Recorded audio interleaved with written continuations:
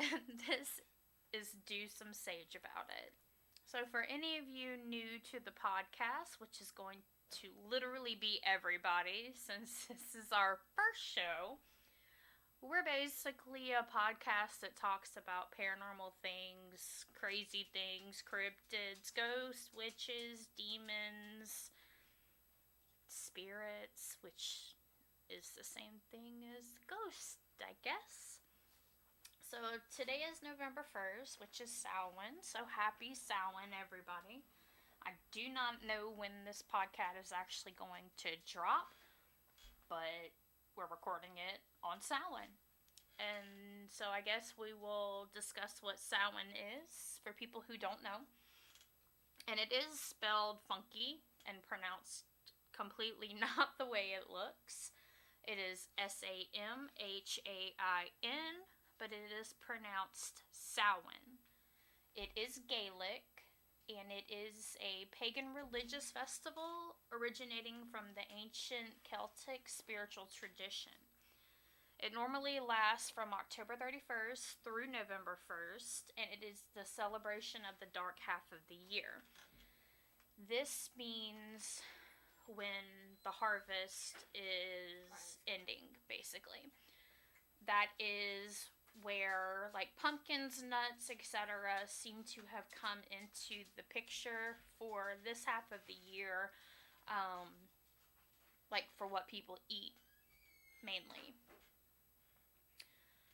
So again, it is a barrier between the physical and spiritual world when it's at its thinnest, allowing for communication of those earthbound to those no longer alive. Samhain does have some monsters. So people of the traditional village way back when, and probably still some practice it today, leave offerings outside of the village for the Fae, or what is called the Sids. And that's basically to help protect the village from the Faes coming in and abducting or kidnapping the ancestors when they come through the veil. The Celts have dressed up as animals or monsters to prevent the Fae from kidnapping the ancestors, like I just said. And there is a shape-shifting creature called the puka, and they can bring good or bad fortune. And they usually shapeshift as cattle or horses because that's just typically what was in the area. So these little shape-shifting creatures show up and, I guess depending on their mood that day, determine whether or not you're going to have good fortune or bad fortune for the rest of the year. During this time, there is also a creature called Lady Gwen, and she is a headless woman who is usually dressed in white and accompanied by a black pig. It's kind of freaky. Like, I love pigs, but, you know, not when they're humans. A headless woman. That's kind of not my thing. But they do chase people who are just walking around at night. It's like if you're out wandering at night, this bitch is like, hey, there's a thing wandering. I don't know how she can see it. She's got no head. Maybe she uses echolocation like that. She doesn't have a head. So she doesn't have ears. Like kind of maybe how blind people do it. I don't know. Feel around. Just go out to you. People can hear. Just go out to you and like, or maybe the pig smells it and the pig like alerts her or something. Maybe. Like with an oink. Or like, just like rams her. Hey, dumbass. It's that way. So yeah, I don't know why she chases people, but it's just said that she does. Maybe she's envious of the fact that we have heads and she doesn't. Yeah, but it's like, how did she lose her head? Like, you know, sorry. So, you know, we typically have bonfires during this time of the year because it's nice and cool outside. And what better way to light a gigantic fire and roast marshmallows or hot dogs But this actually started with the Celtics, and it was called a fire festival. And it was basically used as a deterrent to protect families from the Fae and from witches, because they felt like during this time when the veil was the thinnest, that is when the village was most susceptible to these attacks. So they would keep the big bonfires going all night long. They would have night watchmen out there to, I guess, basically keep feeding the fire and prodding it and making sure it doesn't go out until morning, so they knew they were safe. And everybody loves to carve pumpkins. And it's not like a new modern day thing, except the use of the pumpkin itself. The Celts used to use turnips and carved scary faces, basically to kind of ward off, evil spirits who were attempting to infiltrate their family and do harm. Also, during this time, they ate with their ancestors, and it was called a dumb supper. And basically, the food was consumed by the family only after inviting the ancestors to join. So, you're sitting there, big spread of food on the table, and Aunt Jenny wasn't invited, the one who died 20 years ago.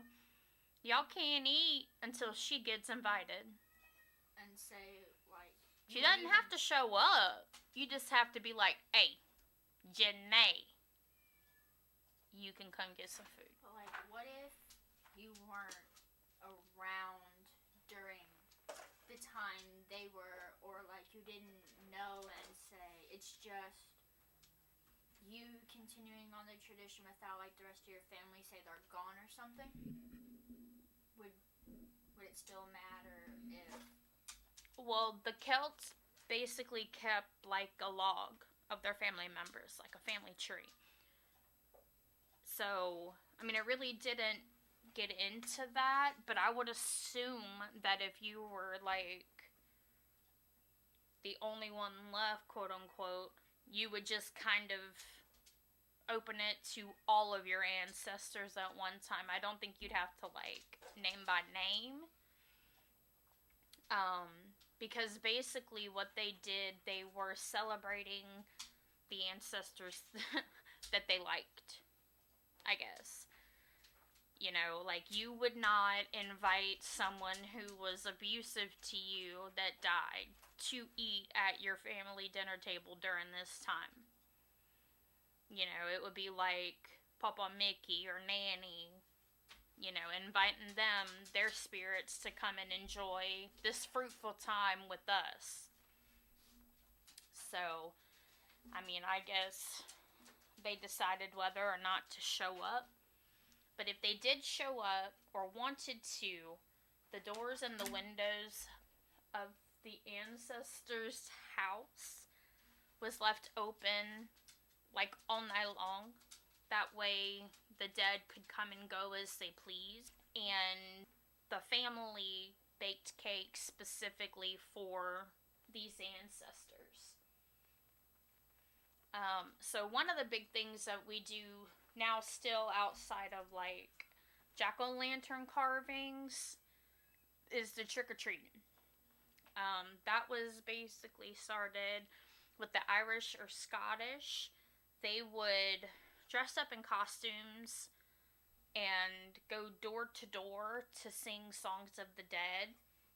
Now, these costumes were not modern day costumes like we've got. They usually painted their faces, like, completely black with weird markings. And they would make masks out of, like, potato sacks. So they would make, like, these terrifying masks. If you can look up the pictures of what old-timey costumes used to be, and they're terrifying, I'll tell you. Like, not a whole lot scares me, but they make me pretty uncomfortable. Anyway, they would dress up. Are you looking at that? Yeah, they're terrifying.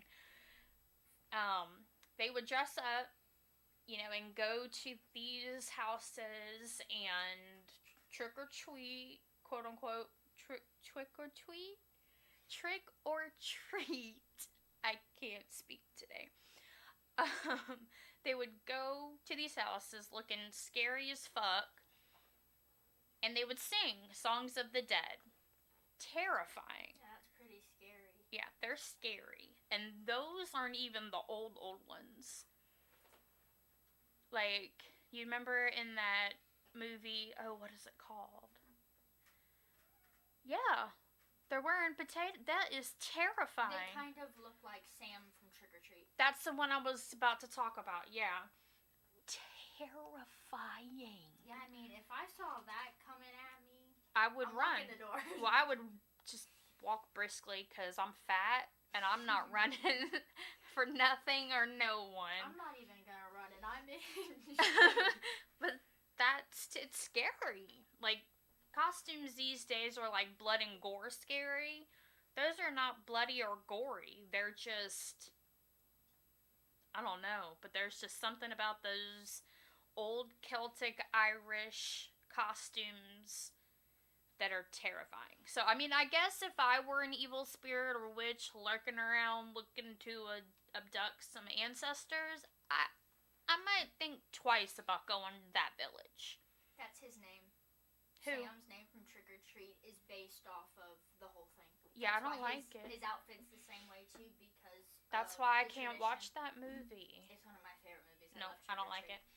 Mm-mm. Anyway, so they would visit these houses, and the houses would provide what they called dead cakes to the singers as a form of payment, but also kind of like a gesture of thank you. And that's kind of where trick or treat candy came about, or if you're health conscious, veggie fries and an apple. I don't know. Alright, so do you want to do your first story first, or me? I'll go first. Okay. Okay, so this is the story about the Willoughby Lake and the Ice Ghost. Willoughby Lake is located in Westmore, Vermont. So the story about the Ice Ghost started the late 1800s, and what had happened was this young girl who was 17 at the time, she lived on the lake, and her neighbors and friends were all in the same little strip. So one day she was walking across the freshly frozen lake across to her neighbor / friend's house so they could do what teenage girls do. And what did that look like in the 1800s? What did teenage girls do in the 1800s? Like, push a hoop with a stick? Probably. Oh, okay. Probably. Just making sure. I don't... But she went to take a step onto the lake, and right where she stepped was the thinnest spot. It was right in between the shore and the water. So it was shallow, thin, and she slipped under the ice and froze pretty much upon impact. For 20 years, she would walk around the lake knocking on everyone's doors repeatedly. She would tap for hours on their doors and continue like every tap or bang? Tap. She would just like it sounded like she was just knocking, and when they wouldn't open the door, she would go to the windows or the walls. She would just from the window. She would just tap just to be annoying or try to get someone's attention. Okay, but can you blame them? No, some random thing that you can't even see is knocking on your window, then goes to your door, then goes to your wall, and then goes back to your door. I don't open the door for people I do know, much less people I don't. they had full reason to completely ignore her. I mean, But one day, as she was making her rounds, there was this man named Morley Evans. He was a grumpy old man who just stayed in his house, drank, did pretty much nothing. so he's me. Pretty much. Yeah. Okay. But one day, the day she chose to do this, it was Christmas Eve around like 3 a.m. So it was pretty late, and that's the witching hour. the witching hour. So she does this. She starts getting more aggressive because this has been happening for 20 years, and she's kind of getting tired of waiting. So does she only do it around Christmas time? Yeah, she. Okay. It's not like all year. No, she passed away Christmas Eve, so she does it on her anniversary, well, kind of in that like area. the whole week before Christmas she does it, but she gets more powerful yeah. on Christmas Eve since it's her death anniversary. Okay. And so the first time she started tapping, it scared Morley to the point he spilled the brandy he was drinking in front of his fireplace straight into the fire. I probably got pissed off at that. And he did. He was angry. He started yelling, and she was screaming, "Open the door, open the door." And he was like, "You're dead. Bitch, yeah. You're dead. You're not coming in." And then you're dead. You're dead. Then she started continuing and getting more aggressive and adamant about it.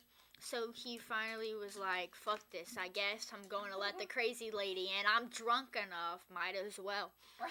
So he brings her in, and because she's annoyed the living shit out of him, he sets her in front of the fireplace and gets enjoyment from watching her slowly melt away in the fire. He was just a little pissed off. Maybe. Oh, there we go. Okay. So as he was watching her melt, he noticed a frozen tear, slowly fall down her face, and then she started weeping and pretty much moaning and groaning, kind of like a banshee. If you ever heard a banshee, you will probably do what they want you to do just so they'll stop.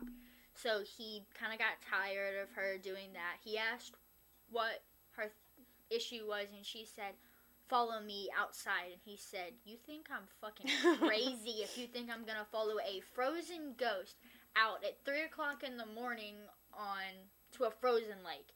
She was like, "Well, I need you to find my body so that I can be set free." He's like, "Okay, I guess we can go." So he follows her out onto the lake. What a hero. When he follows her out onto the lake, she stops, stares down, and starts crying again. He asks, "What's wrong?" She said, "This is where I fell under.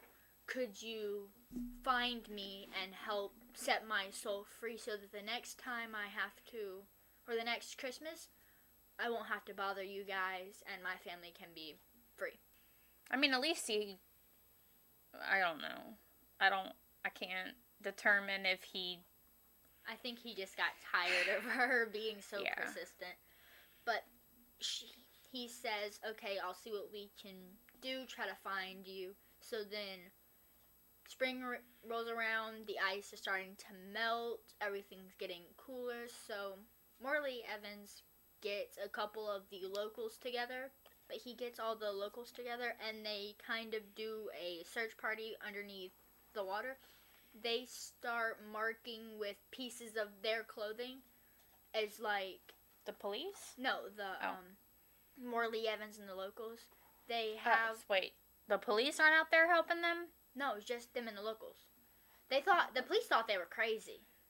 Oh. The fact that... I mean, everyone knew about the Ice Lady legend, but nobody really... Believed in it as much. Well, how...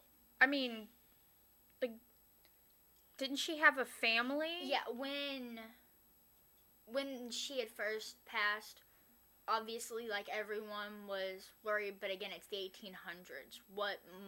There's not much really they can do. The police weren't as advanced as they are. So she disappeared and they didn't know. They didn't know what to do because this was... They didn't know if she was or wasn't dead, if she just, like, ran away. Yeah, they didn't know, so they kind of just brushed it off like and she a runaway. became a legend. Yeah, but when they had marked, kind of like how police do a crime scene where they have, like...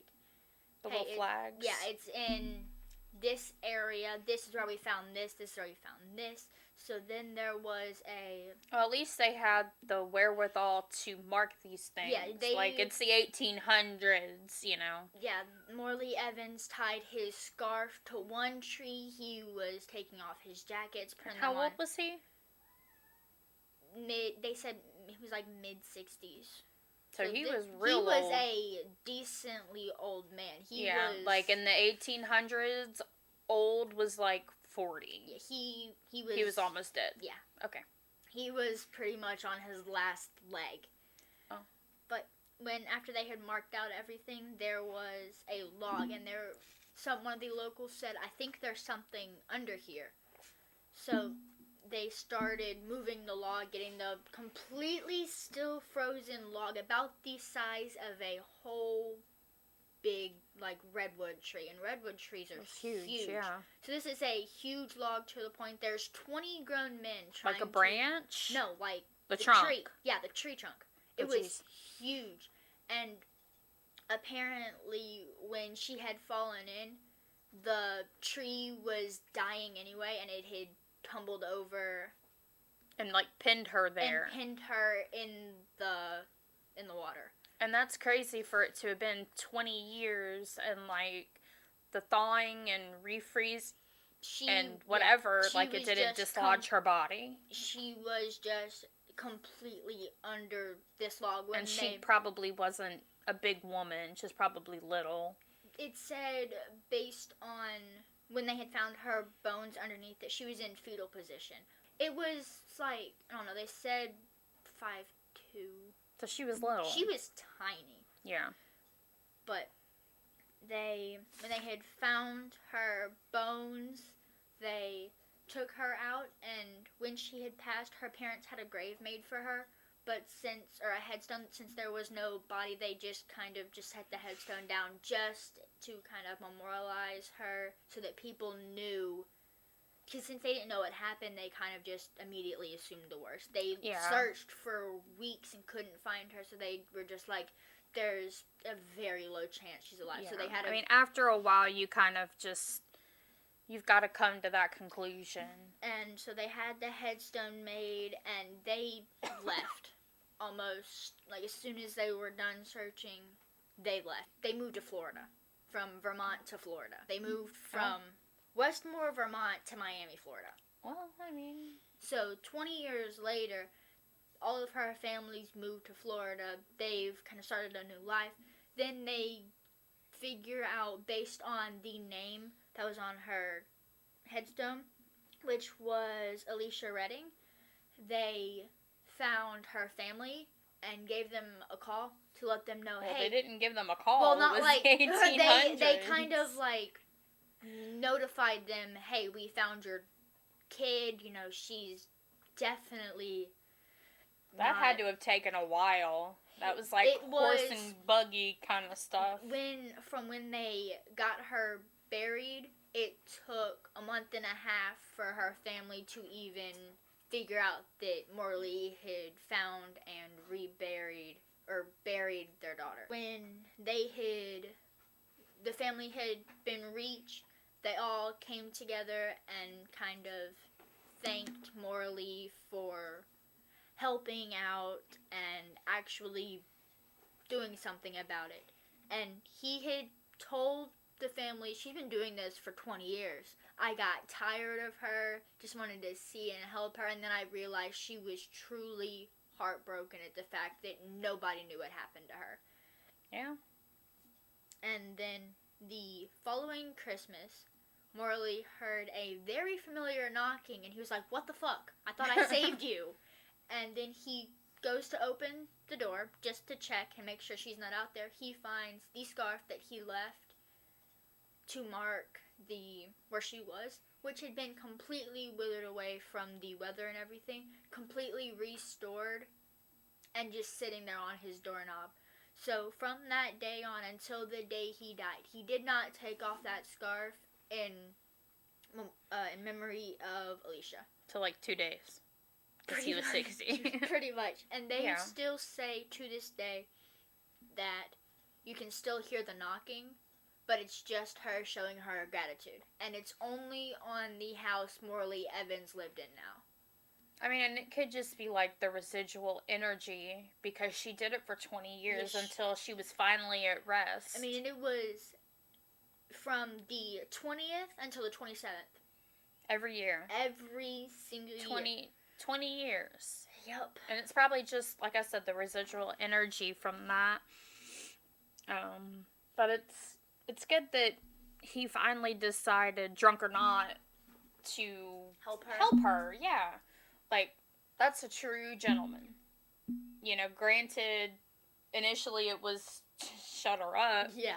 You know. He still had the right of heart to actually continue with it and not just do it just so she'd finally would leave him alone, because it could have not gone that way. It could have gotten worse. She could have been evil. Yeah, most spirits, they get what's the word? It starts with an M. Malevolent? Yeah, malevolent. They start to get malevolent when they feel like they're being... That's one of my favorite things about the paranormal is when they feel like they're being ignored, or some, when they feel like they're not wanted, they'll kind of silence themselves, and then some can evolve, like into poltergeists and stuff like that. But, I mean, they're not, like, malevolent. Malevolent are the ones that basically start out bad. Yeah, like they stay bad. Demons and... The ones who want to be heard, I wouldn't say they're malevolent, but they pull more energy from the things around, so they're louder. They're more in your face, so where you can see, hear, whatever, if they've got something to tell you or need help. Like her. It took a lot of energy, especially for a whole week, to knock on these doors and get these people's attention. So... It's like, I wouldn't say she was malevolent. I would say she was determined. She was tired of getting ignored, and she really, in all honesty, just wanted help. That sucks. She was so young. Even in that time, she was, like, middle-aged, without a baby or a husband. She would really be considered, like, a spinster. Yeah, she was kind of considered the outcast. Yeah. Her and her friends were all the outcasts because they didn't really believe in what their parents believed in. Right, and there's nothing wrong with that, as long as you're not hurting anybody else. She just pretty much wanted to be with her friends and not start a family at 17. Be 17. She just wanted to be... she just wanted to be her and not have to follow in her mother's footsteps. They said before she had passed, she was very against even talking to guys. Yeah. Okay. So I guess it's my turn. Mine is out of Camden, Alabama, and it's called the Gaines Ridge Dinner Club, and it was built in 1827 as a home. It wasn't a restaurant at that time. But it did turn into a catering operation about 150 years later. It was 1985, the year I was born. But this is considered now the most haunted restaurant in Alabama. The co-founders were Betty Gaines Kennedy and her sister, and I do have her name, and I don't remember what it was. Oh, Hayden Gaines Marsh. So, these two, they founded it together and basically turned it into a catering operation. So, these two were the main two that were at the restaurant, all the time, doing paperwork, keeping up with the inventory, checking on the customers, the clientele, the cooks, the servers, just everybody that visited. So Betty, um, she mainly was the one that would hear voices all of the time. They would constantly call her name in specific. It Betty, Betty. I don't know if it was like that, but that's how I would imagine it. But her and her cook at the time, they were in the kitchen talking and doing whatever, and they both heard it at the same time. So it wasn't like Betty heard it and the cook didn't, or vice versa. They heard it at the same time, and they were like, who the fuck? I shouldn't be hearing my name being called. So they went and checked around just to see if maybe anybody else had come in, and they just didn't see them or didn't hear them. But there wasn't anybody there.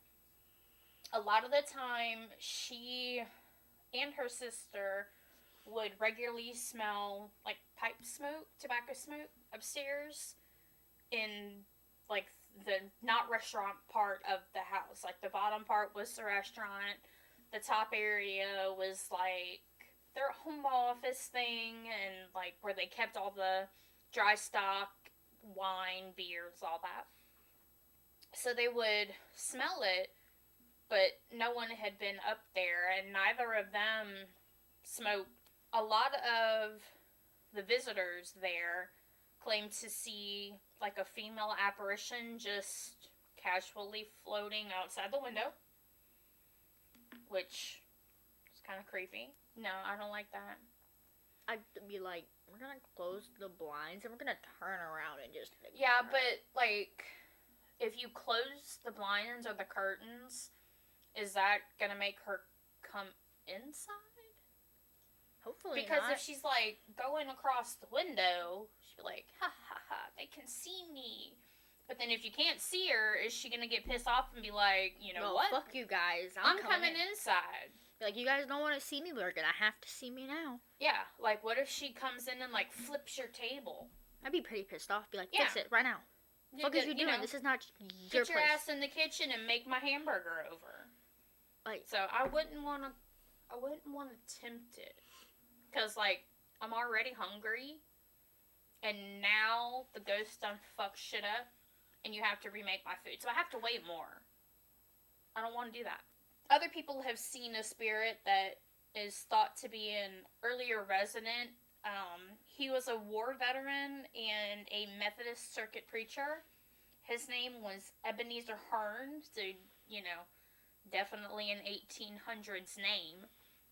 And that is probably who is smoking the pipe upstairs. I mean, what Ebenezer in the 1800s didn't have one of the biggest pipes you had ever seen, one of the bubble ones? And, like, probably the weird handlebar mustache the one thing. that curls up.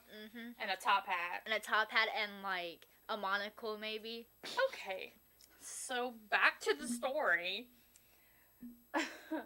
So, one night, there were some diners enjoying their food, and they heard what sounded like someone falling in the bathroom, like, so hard that it rattled the room and the door to the bathroom, which was like a big, heavy wooden door. So they got concerned, and they got one of the servers, and they were like, hey, I think there's an issue in the bathroom, maybe like a medical issue. It sounded like someone fell, and fell hard, so, someone may be hurt or unconscious. So they went to check, and they opened the door, and there was, like, nothing in there. Nothing at all. No people. No, not people. Like, they didn't see ghosts. There were, like, all the paintings and stuff on the wall were still there, so they couldn't figure out, like, what had happened to make that noise, And you know what it sounds like if someone falls and hits a door. It's loud. Yeah. So they were really concerned that, maybe someone was hurt or something like that. But, there was nobody there. They also hear babies, like babies crying from upstairs. But again, in the early the mid 1800s, it was a home. So I can imagine, especially during plague time, children, they didn't get past childhood. Back then, sanitary, washing your hands and stuff, it was not super. Yeah. They did not have the advances in medicine like we do now, so babies especially and the elderly, Were their the immune most systems susceptible. Yeah. So I can imagine that a lot of babies maybe died in this house, so it would make sense why they would hear the crying. But there has also been, like, a piano being played really aggressively and really loudly. Was it good at least? They didn't say. It just said that someone aggressively plays the piano. And there's, like, nobody sitting there. Like, the keys don't move, but it's coming from the piano. And they said they'll, like, when pianos, they have that shield that comes out that goes over the keys. Mm-hmm. It'll be completely closed. And when the cover's over it, you can't do anything. No. You cannot touch the keys, anything. At all. Yeah. And so it's like when they go to lift it up just to kind of be like, maybe a key got stuck or something, because that happens if you don't take care of the piano. And they think that was Ebenezer also. A lot of the things that happened, they think it was him. I'm guessing because that's who they've mainly seen, and that's who used to live there. Yes, he owned that house. See, that was probably one of his favorite things to do. Sit upstairs, smoke on his pipe, go downstairs and play the piano. Just have a good time doing what people named Ebenezer would do. I guess so. Unless you're like Ebenezer Scrooge and then you hate everything. Yeah. Alright, and that is the story about the Gaines Ridge Dinner Club in Alabama. But I'm done. Okay, so this is the story about Fort Delaware. It's not really it's kind of paranormal. There is ghosts involved. But so, Fort Delaware was first built as a prison camp It was first built as a prison camp for Confederates during the Civil War. And this was back... Prison camp? Yeah. Like to put prisoners? Hostages. So like a prison. Yeah, prison. Kinda. But it was back in 1859. The leader of Fort Delaware back in 1859 was General Albin F. Albin? Yep, Albin. B? A-L-B-I-N. B. Albin. As like Yep, Albin. Okay. Albin F. And honestly, I don't know how to pronounce his last name. Shopper. I don't know. Alright, Siri, do your thing. Shope. So, Okay. General Albin F. Shope. And he was known as General Terror. Terror? Mm-hmm. General Terror, because it was this prison camp. It was just men and children, which is pretty fucked up. Oh, so it's just men. Yep, just men and children. What? Mm-hmm. Men and children.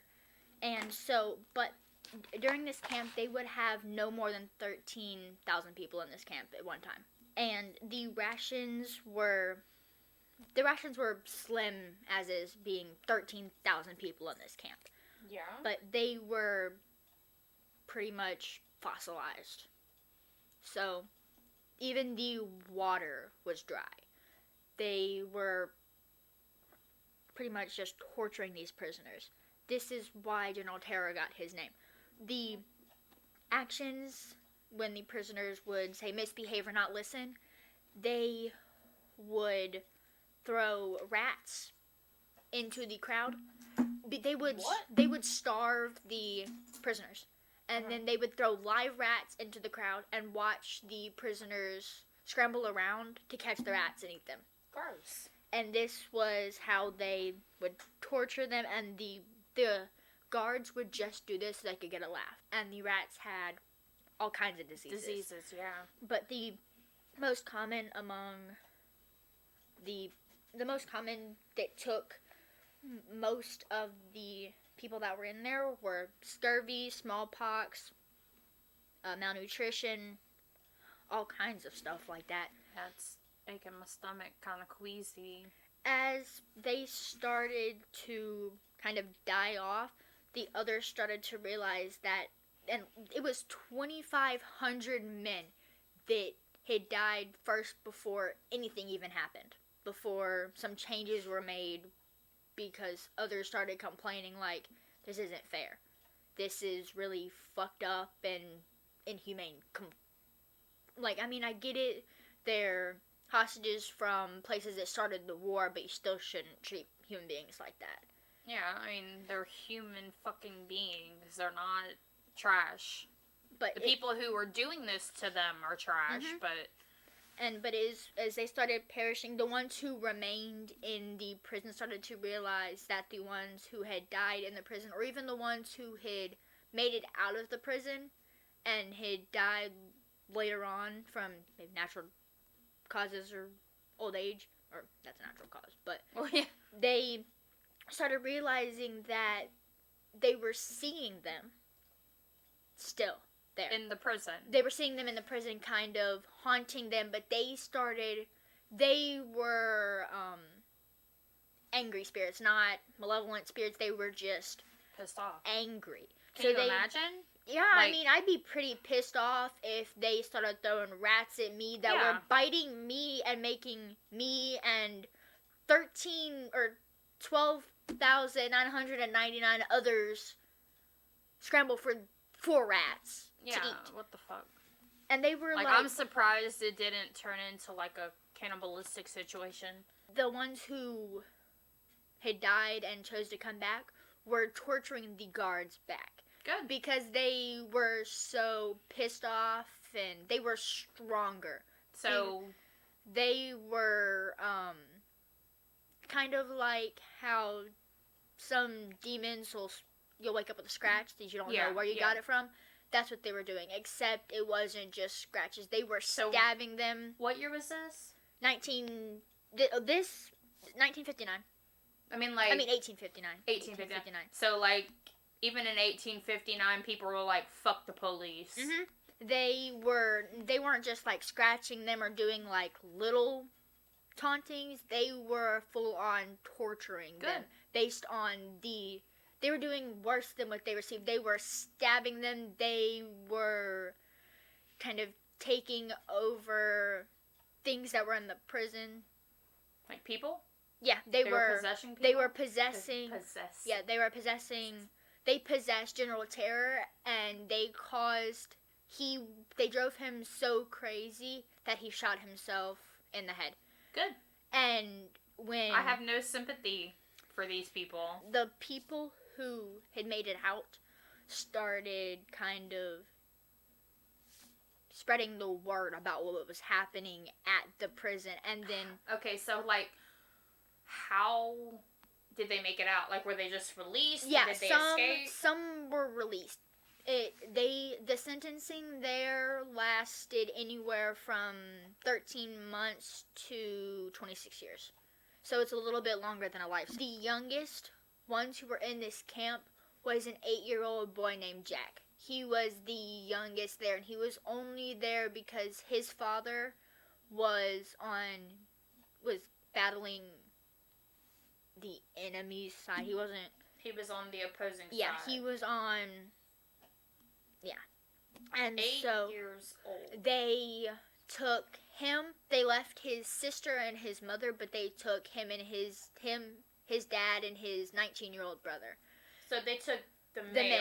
They took and all the men and put them in not this the camp. females. They left the women, but they didn't leave the women in good condition. They beat the women bloody. They were stabbing babies. What the fuck? There was one lady who she was about 7.5 months pregnant, and they took her baby from her. They killed it. They kind of like a C-section, but they... I'm sorry, what? Kind of like a C-section. They... Okay, so they, like, you mean when they took it, they cut it out of her and took it. Uh-huh. And they left her to die. And they left What the the baby fuck? next to her. What the fuck? Why? This, I don't understand what the hell was happening in the 1800s, but they I don't think anybody did. It was like... If there was pregnant women in their houses, because they were destroying houses. They were blowing them up. They carrying every single baby out of the pregnant women, leaving the women and the babies next to each other, dead, pretty much. And if there was, like, little girls, 6, whatever, they had to watch. Oh my god. But it is rumored that only 100 people escaped. And in total... Out of 13,000? And in total, from 1859 to 1862, it was a camp. The prison camp. From 59 till 62, there was 35,000 total men and children in the camp. And only 100 escaped alive. But in 1866, the last prisoner they had, which was a man they had, was Jack. From he was 8 years old until they released him in 1866. So how old was he? So he was 8 in 1859. And they kept him till? 1866. So almost, he was like... 7 years. Yeah. I mean, that's still... He was 15.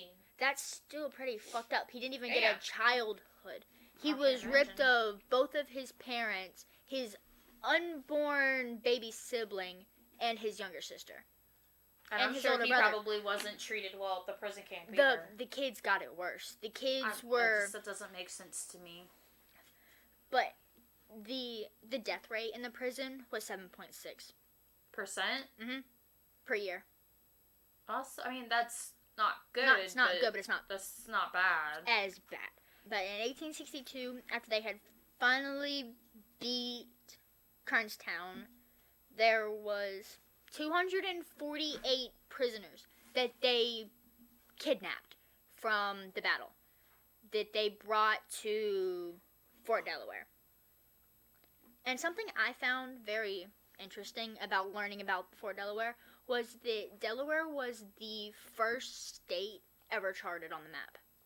It was the first state ever. So basically everything in Delaware was like trial and error. Mhm. They've never done it before and they were just seeing what worked. But this I would not say this was a successful camp because it's real fucked up. The most common ghost is someone called the Blue Man. The Blue Man was the first person General Terror ever killed. He was the main reason why General Terror shot himself.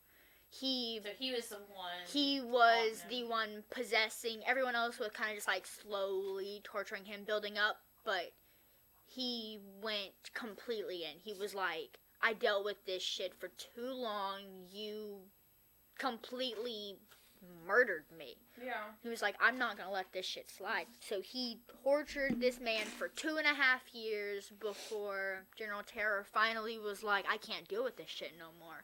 Look. And then shot himself.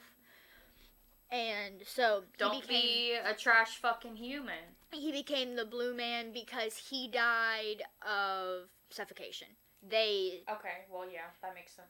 Yeah, that's why he's blue. Yeah.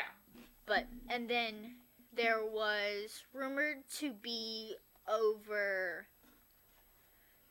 600 children that had passed, that they can be heard screaming bloody murder in the offices and down all of the corridors. And this camp is not, it's not open as a camp anymore. It's something completely different now, but it is still open and functioning. And when you go there, people have been rumored to leave immediately because they can hear all of the stuff that goes on in there. They heard screaming. They said they heard rats, people chewing. Oh, ew. When I was learning about this, it was not a lot turns my stomach. My stomach is like, yeah, ooh. I've loved this kind of stuff since I was really little. Been able Uh-huh. to watch all of this stuff, and reading about this seriously made me sick to my stomach, where I had to give up on it for like a day because I had to recollect myself after reading all of this. And it's that I'm there. Like, my was- stomach is it not was- happy right now. But so the children that were there, they kind of warned people. They're like, they've been rumored to hear whispering like, leave while you still have a chance. It's not safe here. Don't let them do what they did to us. So they don't realize it's not what it used to be. It's something different they're now. like, They're caught in the trauma. It's so sad. It is rumored that Jack, when they released him in 1866, he died 3 years later with a 1,000-yard stare because of all the trauma he got there. It died with the who? 1,000-yard stare, where it means where the eyes are like, it's just pupil. They just look. If you see like videos of people who've come back from wars in mainly Afghanistan and stuff like that, where their eyes are huge and they don't have any emotion on their face, that's how they found him. Well, after everything, that's PTSD. Yeah, it's super traumatic. I mean, can you imagine, like, okay, they collected adults who were on the opposing field, but being an adult, that was in there being tortured, having to watch babies who have not lived life, who are completely 100% innocent. They've done nothing wrong. Having to watch them go through worse than what the adults who are involved. That's also why the Blue Man was so angry, because he took his whole family and then brutally murdered him on top of killing his entire family. Okay, so that was a really, really heavy one. That's why it got me so into it, because it was so not okay. Yeah, that one was rough. So we're going to bring it back a little bit to one that's a little more light, a little more fun, I guess. It doesn't involve murder or torture, I think. Pretty sure. So my next one, my last one, is going to be the Charles Louvre Carousel in Crescent Park, and that is in East Providence, Rhode Island. And here we go again. This opened back in 1886. So basically, this is a carousel, and it has 4 chariots and 62 wooden horses, and they were carved by hand by Charles Louvre. All of his carousels, the horses on them, the wooden horses and chariots, the whole thing, carved by hand by this man. And there is a large mechanical organ, like right in the center part. You know how a carousel is, like the center part. It's an organ. Keep that in mind for later. That's important. So, one visitor has compared this amusement park, particularly by the carousel, compared it to one of Ray Bradbury's stories, where there are 2 young boys and they are visiting an amusement park kind of like late at night, and they're being chased by an evil presence. He said that's exactly how he felt when he went to this amusement park. And this was like recent, like in the 90s, give or take. Now, this carousel, again, like I said, it was the main attraction, but it was not built until 1895. So, almost, well, it was 9 years later. So, the whole beginning part of this park didn't have, like, the carousel. It had, like, other attractions. So in 1960, the Crescent Park Ballroom burned down. They blamed it on a ghost because, like, I guess that's what you do when you don't have any other explanation. Just blame the ghost. Just do it, yeah. So, this ballroom burned down, and that was basically the beginning of the end for this park as it was. So, most of the park had closed down by 1979, but there was a group of citizens who loved the carousel and decided that they wanted to save this particular part of the park. Preserve it, whatever. Kind of like memorialize it or whatever? Yeah, kinda. So, the National Park Service stepped in and they designated it like a National Historic Landmark. And since they did that, they got permission to fully restore it back to its original state, basically. Make it all nice all again. So it's restoring means. Yeah, so it's not like dilapidated and decaying or anything. It's nice and pretty. So the carousel is run like on a set schedule because it's now part of like a museum kind of thing. So they have it set to a schedule for when the park is open and people are there looking and visiting.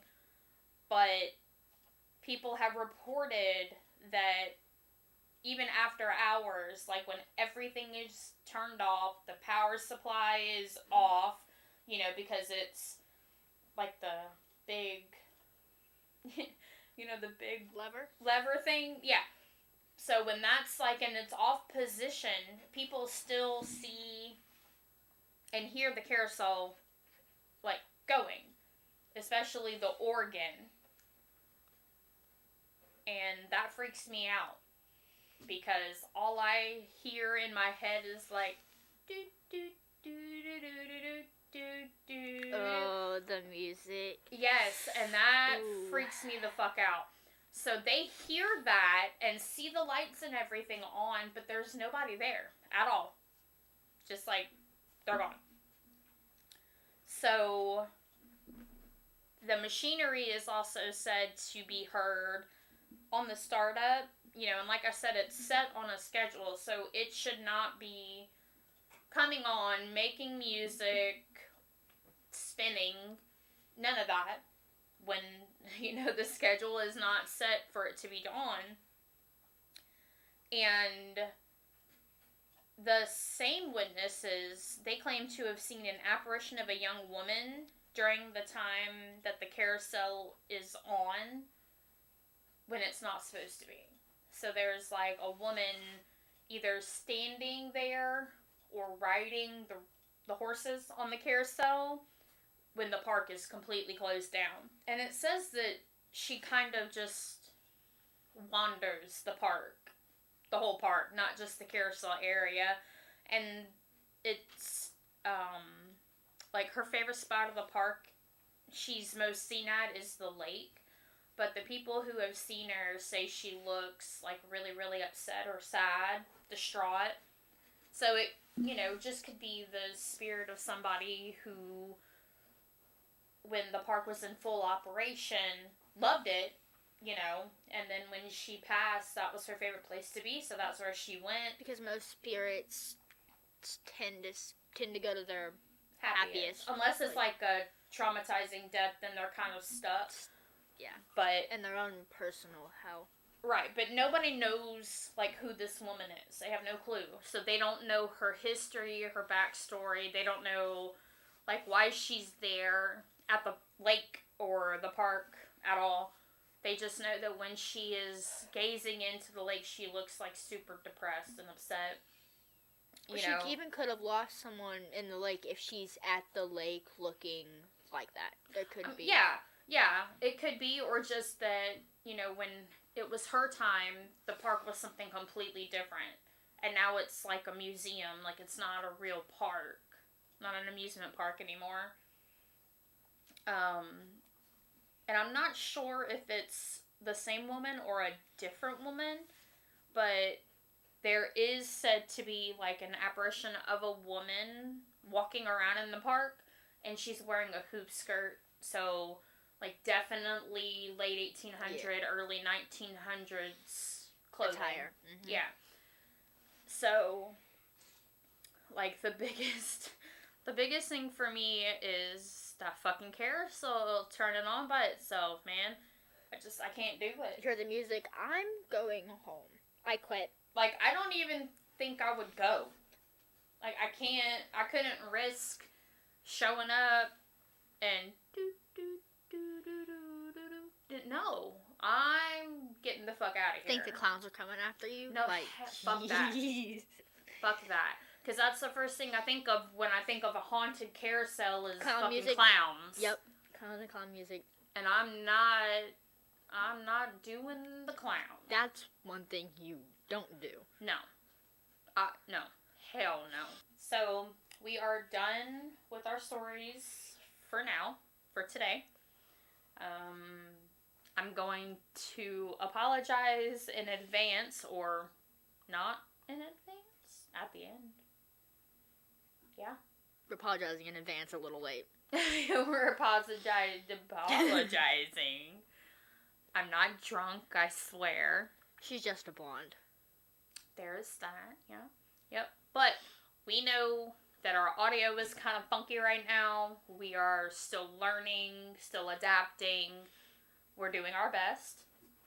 I literally, like, 30 minutes ago, figured out how to hook up the second microphone, so we didn't have to use one. It's been a rough go. But we're doing the best we can with what we have. We're trying. We did a test run on, what was it, Sunday? I think so. Saturday or Sunday night. I think it was Sunday. But we deleted it and tried again because we honestly were nervous. But I think now that we've, tried it, gotten kind of into it, we know kind of what we're doing. We don't know what we're doing. We've got like a guess of what we're doing. We're figuring it out as we go. We're figuring it out as we go. Yeah, we're on the right path. It will get better.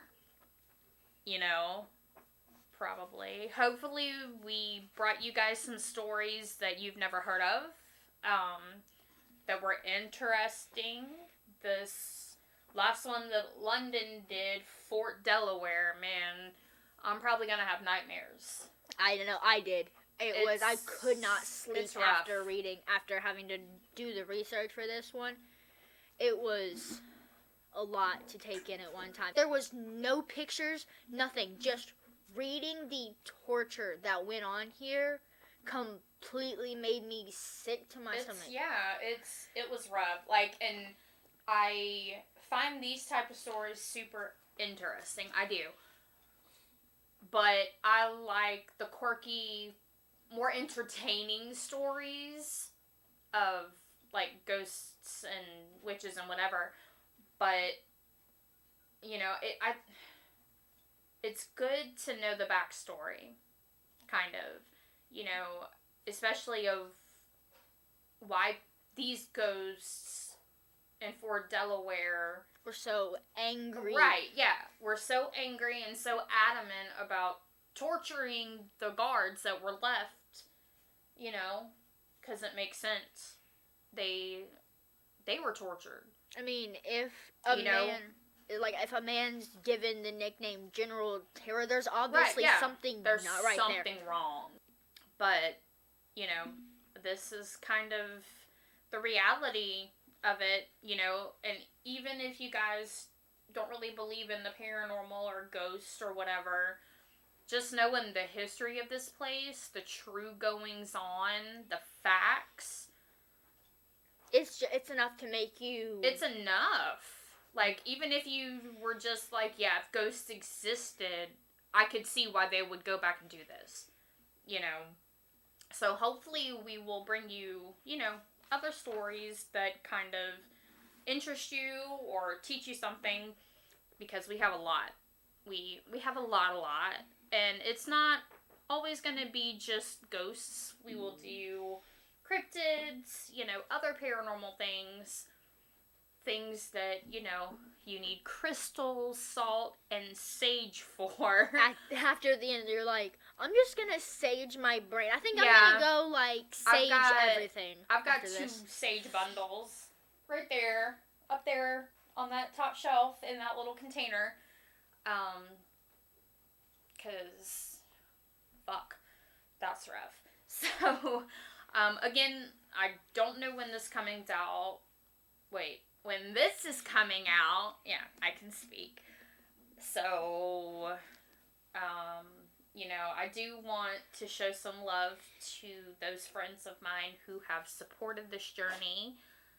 Because if it weren't for them saying, fuck yeah, I'll listen to you if you do a podcast, I probably would not have They were on it. They were very adamant about it. They were have very been. on it.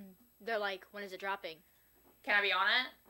I've got so many people wanting to be on, which leads me, it's a good segue into my next topic. We will be doing, like, listener stories. If you guys want to write in about anything, ghosts, anything paranormal. Or say if there's, like, something you want us to cover. Definitely send us some suggestions. We will drop our social media links into the bio, the show notes. But while we are recording, we'll let you know where to find us. So at Facebook, it's going to be DSSAI Podcast. And that's going to be pretty much for everything. Twitter is at DSSAI Podcast. Instagram, same thing, at DSSAI Podcast. Snapchat's the same thing. TikTok is this same thing. It's the same thing? I think so. I think we put everything in the same. You can email us, so for now that's how we're going to do the communication as far as listener tales or suggestions. It's going to be dssaipodcast@gmail.com. So when you do send that, in the subject line, let us know if it's a suggestion or a listener tale. That way we can filter them out and make sure that we read everything and categorize it the way it needs to be. But that's how you can find us on social media. Right now, we are not 100% sure where the podcast is going to go. So, once we get that figured out, I will probably add that to the show notes or re-record something and add it here. We are hoping to be on every platform, so everybody can hear us because we're the fucking best. That's just how it is. But, again, I do want to just scream and shout a huge thank you to my friends and family. And, Not fans. We don't have those yet. Friends and family have been probably the biggest support. When I've mentioned it to my friends, all of my friends are like me. We're all mentally ill and we've all got problems. So I think that's just everybody. They're all interested in this. I mean, and we're all teenagers. So from teenagers until adults. I'm an adult. Interested. Everyone's just interested. an age, though. Today is Samhain. So, do you want to tell everybody what we're having for dinner? You're looking at me completely blank, even though we talked about this 600 times in the last 2 days. Really? Yeah. Okay. I know pork chops. Yeah. Well, it was pork chops, roasted squash. Butternut. Yeah, butternut squash, and butter stuff. There was something else too. Oh yeah, it was pork chops, roasted butternut squash, roasted Brussels sprouts, and kind of like an apple cider drink that isn't. No, we are not doing that. We're not doing that one? I forgot. That's the We can point. have hot chocolate. Chocolate. I think I'm part fairy. The Irish part. I see it. Yeah. Like, I don't have wings or anything, but, You might. I mean, no, I'm pretty sure I don't. I mean, have you ever tried to fly? No, not something I ever wanted to do. Never wanted to fly. I mean, you don't know till But you try it. I am kind of bitchy Kinda. and evil Kinda. and revengeful. Kinda. Hey, shut up. I've lived with you my whole Shh. life. We're not going to talk about that. Not at all.